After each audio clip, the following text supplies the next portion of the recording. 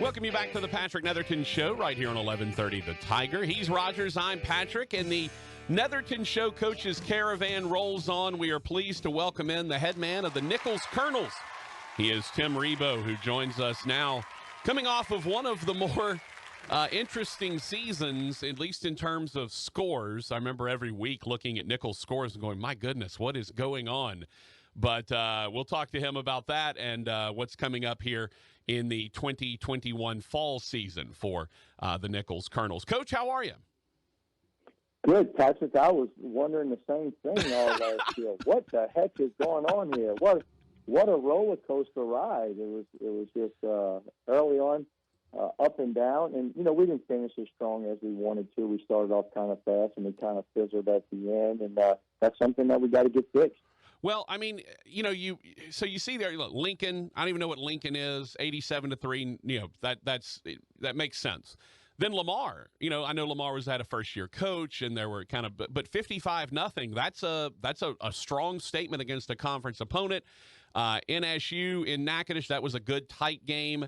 And then the Sam Houston game. Eventually Sam ended up being the national champions, but 71-17 on the wrong end, and then the next week you put up 75 on the right end and win by 30. How do you, coaches, I know coaches always strive for that sort of even keel. How do you kind of keep things as even as possible when it's such an up and down season? Yeah, we tried to stay focused, and that's what our goal was, to tell our guys, hey, 1 week at a time. But sometimes it's hard when you put up points like that and guys think, hey, we're better. We're better than we actually are. And that was kind of scary at times. And then, when you give up the points like we gave up, you're saying, hey, man, but we're really not as bad as we were. That consistency is what we all strive for. I think, one of the things that hurt us last year was the turnovers. When we protected that football, we were pretty good. And when we didn't, we were not so good. It's interesting because, you were coming off of a run with Chase Forcade that was as good as anybody's run they've had. I mean, that guy, from the moment he stepped on campus, just won football games for you. Matter of fact, against the Demons, you were down. He's injured, not playing, comes off the bench, says, hey, I'm in, and leads you to the game-winning drive eventually.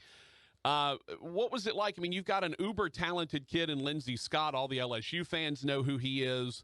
But, what's that like kind of transitioning from the ultimate instability at quarterback to kind of breaking in a new guy and trying to sort of figure out where his strengths and weaknesses are? Yeah, that was the thing. When you had Chase Forcade, you knew what you were getting. For 4 years, we went into fall camp, and we knew what we had, that competitive winner. He had it, which I like to talk to you about. And, Lindsey has all those intangibles also, but, he hadn't done it here yet. And each year, each team is different, and we talk about that a lot. And, probably not fair to, the strange year with Lindsey. He was on our roster the year before. He was not eligible. He had to sit out a year. But still, when you take over the reins in a strange year, we started spring, we didn't finish spring. We started fall, we didn't finish fall. We didn't have to come back again. So that was probably tough on Lindsey as anybody else. Yeah, it was tough on everyone to kind of figure it out. But, I guess the positive side is, and all of the coaches that I've talked to around the league all comment on the fact that you got a spring that was a better evaluation tool than any spring you've ever had in your entire life. I would imagine that's at least the positive you can glean from that is you weren't just practicing, you weren't scrimmaging, you were facing other opponents, what they were doing. That's got to be as valuable a spring as you've ever gotten. Yeah, way more than 15 days. That's what we talked about. Usually you go, 3.5, 4 weeks, and you get 15 practices, and you go against yourself. Now we got to see some guys with some live action. And I would say this, Patrick, we had some guys that if we would have played in the fall, might have not seen the field as much. We had some young guys. We had some transfer guys. But because we had all that time, they matured and grew up a little bit, and then we got to see them in some games. So there is the good news. We got these guys coming back again. We know what we're getting. But I also tell everybody, so does everybody else. Everybody else has all their guys coming back too. So we're going to have to put our best foot forward. Talking to Tim Rebowe, the head coach of the Nicholls Colonels. All right, so let's talk a couple of off-the-field things, and then we'll go back to talking about this upcoming season for your guys. Two things that popped in the offseason. Obviously, the vaccine became available. COVID changed everything last year. The reason why you had a spring football season instead of a fall football season.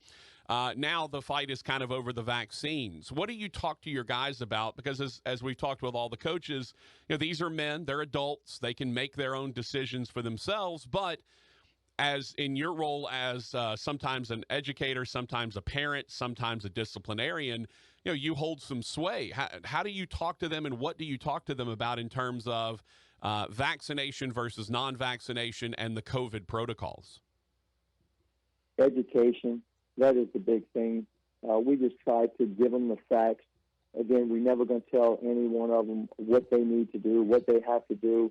We had a bunch of guys that, were skeptical at the beginning, just like all of us. Mm-hmm. The unknown, what it was going to be.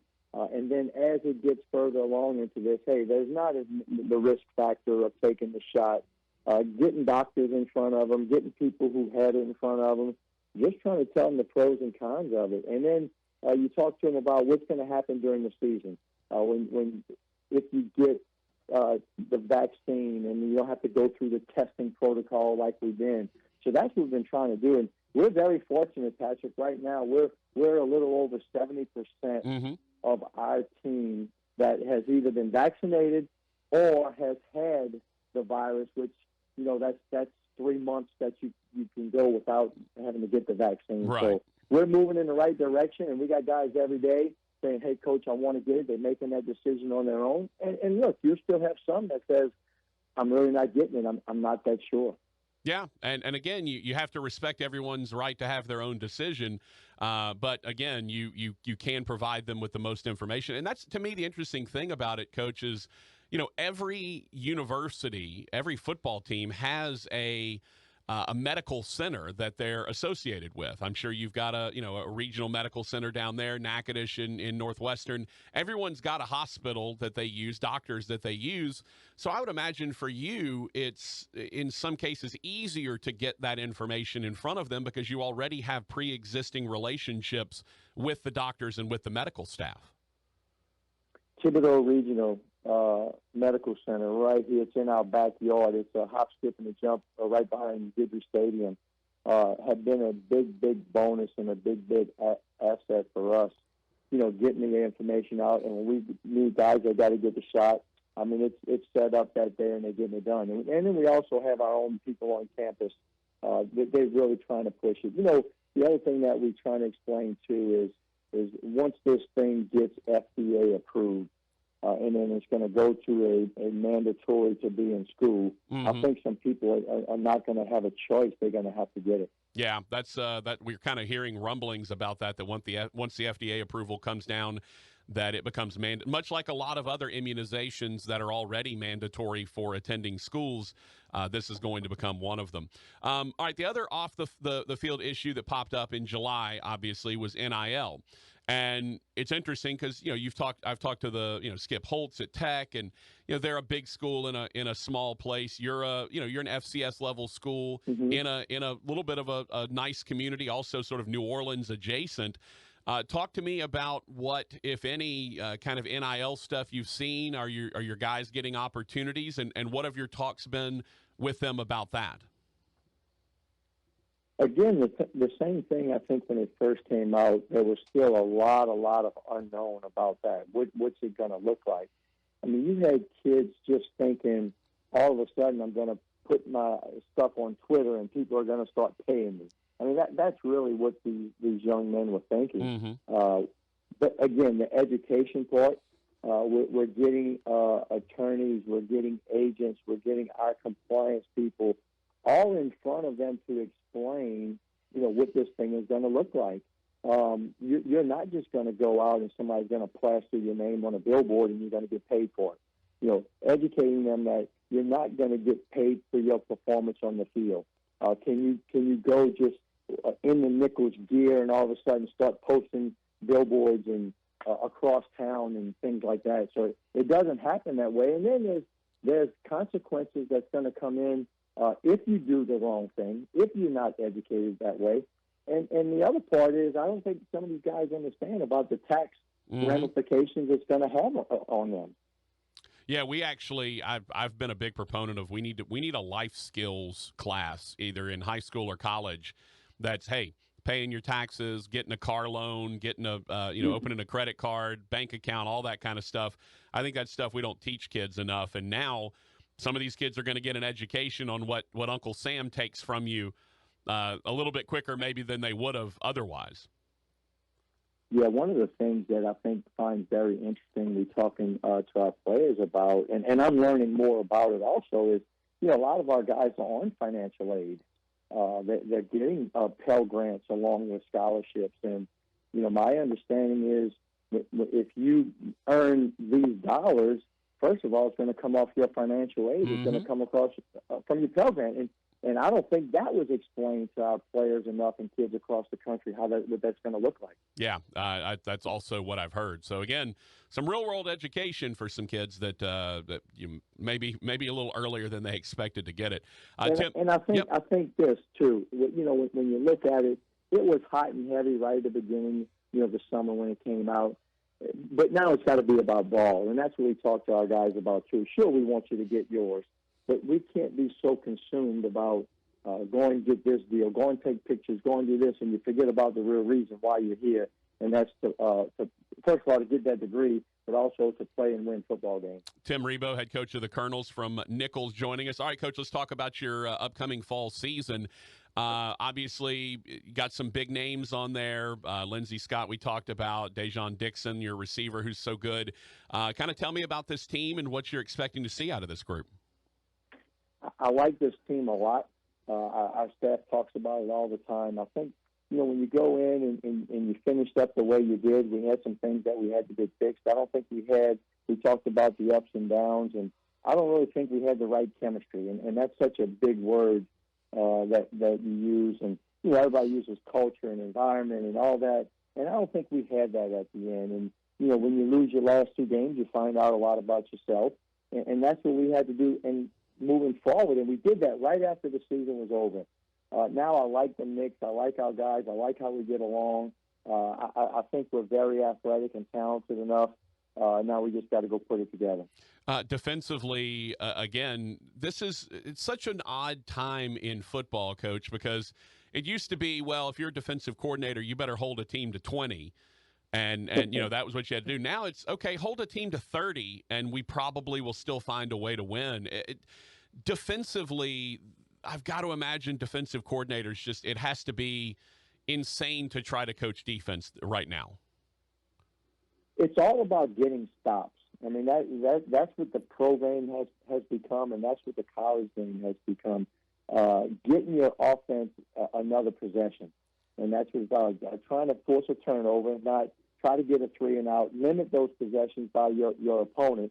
And that's what it's become to, because offenses are so talented. And look, everybody loves the scoring, and I think that's what the game has evolved to and created by the rules and things. So getting some stops when we can, and obviously last year we didn't get them at the end like we needed to, and that's been big this offseason. All right, give me a couple of players, especially on the defensive side. We know your offense. Give us some defensive guys that you expect to see flash a little bit.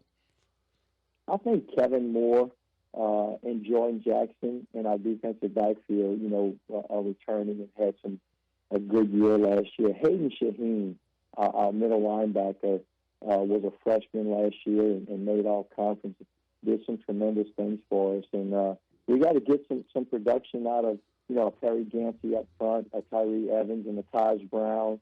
We got some of those guys that we really like. I am a little disappointed though, Coach, that Pig Cage decided to transfer out, because that's arguably the best name I've seen in the conference in years. I'm very disappointed I won't get to call his name anymore. Well, our motto is we got to coach the ones that's here and the ones that want to be here, and that's what we're moving forward. No, understood. Hey, last thing, your schedule. Boy, you're starting off like gangbusters at Memphis and at ULL, who obviously is coming off a tremendous season, back to back. Is that I know, look, you go in to win every game, but do you go in with certain sort of things you need to see out of your team, win or lose, in those two games to let you know that you're ready for North Alabama and then the upcoming conference season?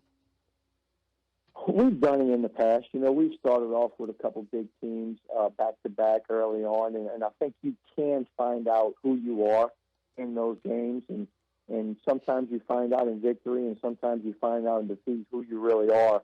Our guys are going to go there and compete. No venue is too big, no team is too big, for us to go and challenge it. So I know our mindset is going to be going there to compete, go there to win a game. If you don't, you come back, you regroup, and you get ready for the next week. And we got to look at the whole 12-game schedule, and that's what we'll be doing. Speaking of I said that was the last thing. Now it's the last thing. There's always something else. The Southland schedule with the teams that left for the WAC and the Atlantic Sun.